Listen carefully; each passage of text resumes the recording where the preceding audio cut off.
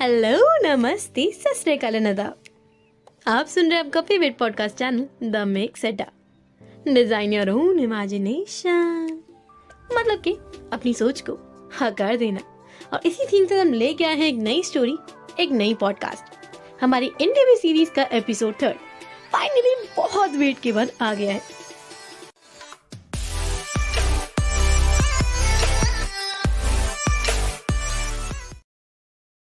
एहसास, एक जज्बात को महसूस कराने वाली बातें, वो बातें जो आपके दिल को छू जाए और आपसे खुद पूछे कि यार अगर उसकी जगह मैं होती तो मुझे कैसा लगता। एक समाज का हिस्सा बनना बड़ा अजीब सा लगता है ना, क्योंकि वो आपको उसी सांचे में ढालना चाहता है जिसमें वो अपने आप को ढाल चुके हैं। वो सांचा कभी भी किसी एक अलग इंसान के लिए बदलता नहीं। अगर आप ढलते जाओगे वो ढालते जाएंगे। हमेशा ऐसे ही तो होता है, जैसे सिखाया जाता है वैसा हम सीखते हैं और वही चीज ट्रांसफर करते रहते हैं। मगर एक नई सोच के लिए कभी कभी कुछ कदम उठाने पड़ते हैं। अब यूं ही कल ही की बात मान लो, मैंने एक पॉइंट ऑफ व्यू के अकॉर्डिंग एक चीज को जज किया। मेरे लिए वो चीज बहुत ज्यादा ऐसी थी कि ओ माय गॉड, ये भी होता है।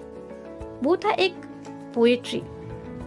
मेरी एक सीनियर ने रैंडमली मुझे एक पीस सुनाया और इस पीस को सुनने के बाद मैं बोलने लगी, क्या एरोटिका जैसा भी कुछ होता है? थोड़ा सर्च करने के बाद गूगल पे सिर्फ यही दिखा कि एक लिटरेचर का टाइप है जो कि बहुत पुराना है। बट अगर वीडियोस में सर्च किया तो एक ही कैटेगरी में सारी चीजें आ रही थी। और समझ ही गए होंगे। तो उसी के लिए इस बार हम बात करने वाले हैं एक ऐसी पर्सन से जो कि इस पीस ऑफ लिटरेचर से बहुत ज्यादा फैमिलियर है। और being a public figure judgement कितनी मस्त झेलती।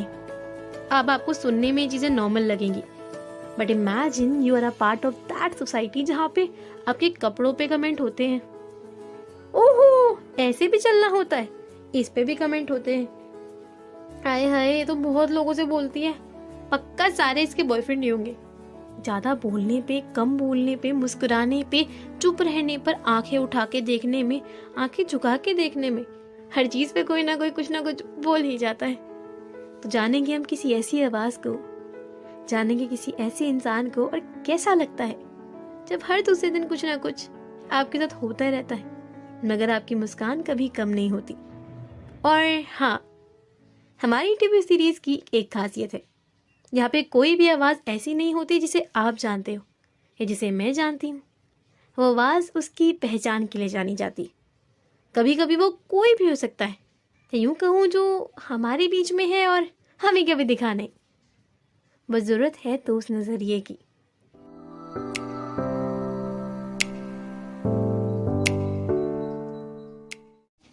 एहसास, एक जज्बात को महसूस कराने वाली बातें, वो बातें जो आपके दिल को छू जाए, आपसे खुद पूछे कि यार मैं भी तो उसकी जगह पे हो सकता था ना। शायद ये मेरी कहानी भी हो सकती थी या मेरे जज्बात भी हो सकते थे। तो इसी एहसास को आज जताने के लिए, इसी एहसास के बारे में आज बताने के लिए हमारे साथ हैं मैम। आपका नाम? हाय, दिस इज अलका पटेल। तो मैम आप अपनी जिंदगी के बारे में कुछ किस्से बताइए कि आपको इस आवाज में, या यूं कहूँ कि आपको अलका पटेल के नाम से क्यों लोग जानते हैं। तो कहानी तो बहुत लंबी है, लेकिन छोटी करके अगर मैं बताऊं तो कहानी कुछ यूं है that I was a student and फिर मैं दिल्ली आ गई और फिर दिल्ली में एक कॉलेज मिल गया, कॉलेज में एडमिशन मिल गया, कॉलेज में एक लिटरेरी सोसाइटी में एक छोटा सा कैरेक्टर वहाँ मिल गया और वहाँ पे आई स्पेशलाइज लिटिल बिट मोर इन एरोटिकास। तो बस कुछ यूं ही है कहानी। तो मतलब एरोटिका के बारे में बहुत लोगों को पता नहीं होता, तो एरोटिका एक्चुअली होती क्या है? Basically it is a sensual poetry. Poetry के फॉर्म में भी हो सकता है, प्रोज के फॉर्म में भी हो सकता है। And when talking about एरोटिकास it does not necessarily mean sexual content but sensual content. तो एरोटिका एक्चुअली में क्या होता है? सो अगर गूगल की डेफिनेशन से जाएं तो eroticas is nowhere near to porn, to be very honest. अब एरोटिकास और पोर्नोग्राफिक कंटेंट में बहुत ज़्यादा डिफरेंस होता है। Erotica is basically something that arouses you a little bit but not in a vulgar way. When we go to porn, it's hardcore and it's vulgar, but when we come to eroticas, it's more on the sensual side, not on the vulgar side. तो ma'am आप एक public figure भी हैं, है ना? Kind of ये कह सकते हैं। आपका पब्लिक अकाउंट भी है? हाँ, ये भी है। तो मैम आप बोल्ड फोटोज़ भी डालते होंगे क्योंकि आप एक अच्छे खासे मतलब प्रोफेशनल इंसान हैं, तो आपकी फ़ोटो से बहुत बार जजमेंट होती होगी। ये भी होती है। तो हम किस तरीके की जजमेंट या किस तरीके के कमेंट्स आपको यूजुअली आते हैं? देखो, अब लोगों ने ना एक चीज़ बना ली है कि जो इंसान खुद को ज़्यादा दिखाता है ना, तो वो कुछ ऐसा कर रहा है जो नॉर्मली बाकी सब लोग नहीं करते। तो इसको एक बहुत वल्गर तरीके से भी लोग देख लेते हैं, although it's not the case, but ये एक परसेप्शन आता है लोगों का। यस। किस तरह के आपको कमेंट्स मिलते हैं उन सारी चीज़ों में? मतलब ये होता है ना, जैसे कि मैं अपने एक फ्रेंड का अकाउंट देख रही थी, तो उसके ऊपर मैंने जब कमेंट्स देखे तो बॉडी शेमिंग के ऊपर, बॉडी साइज के ऊपर, आपके बूब्स ऐसे दिख रहे हैं या फिर ऐसा टाइप का बहुत बार कमेंट आते हैं। तो इस टाइप के कमेंट्स अगर आपको आते हैं तो आप उसे किस तरीके से टैकल करती हैं? देखो, सबसे पहली बात, we need to understand that कोई भी social media platform is a platform so that everyone gets social. लोग एक दूसरे को जाने पहचाने, देयर इज गुड कंटेंट, तो वो लोगों के सामने आए।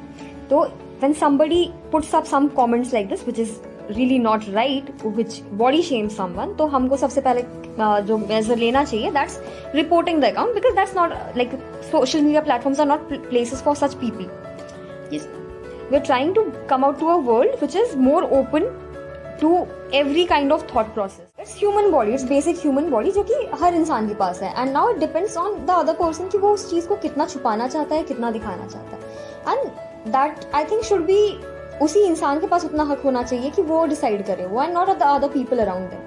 So if somebody is there जो कि उस चीज़ पे कमेंट कर रहा है, there's hate comments, there's body shaming comments, you can just simply report those accounts, and more importantly, कुछ तो लोग कहेंगे, लोगों का काम है कहना.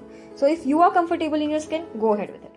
बेसिकली मेरे एक पॉडकास्ट निकाला था सेक्सीफाई, और उसमें मतलब ये था कि एक 18+ सीरीज़ का मैंने रिव्यू किया था, क्योंकि उसमें यूजुअली ये बोल रहे थे लोग कि ये एक पॉर्न कंटेंट है और तुमने तो पॉर्न निकाल दी।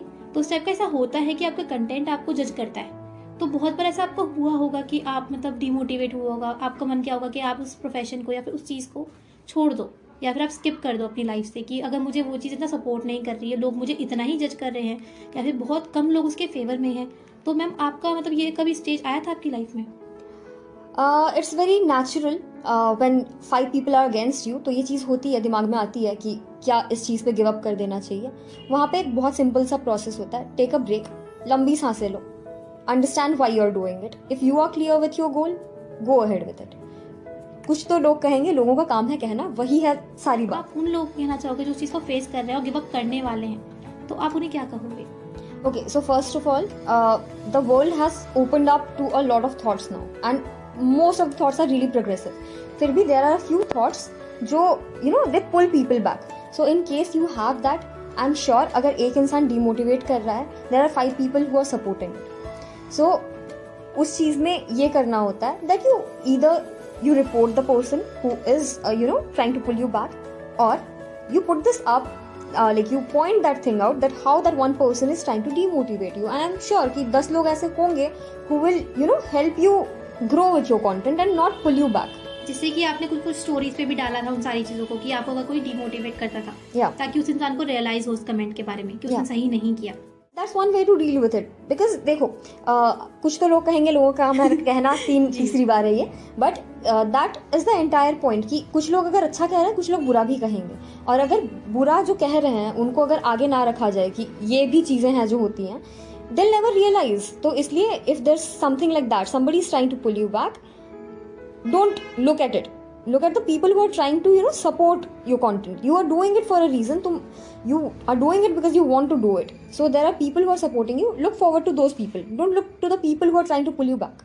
तो मैम आपका गोल क्या है? मतलब आप इतनी अच्छी सोच लेके चल रहे हो और इतने सारे लोगों को मोटिवेट कर रहे हो, खुद एक पब्लिक फिगर हो, तो आप इन सारी बातों से, इन सारी चीज़ों से आपका मतलब गोल क्या है आपका लाइफ का?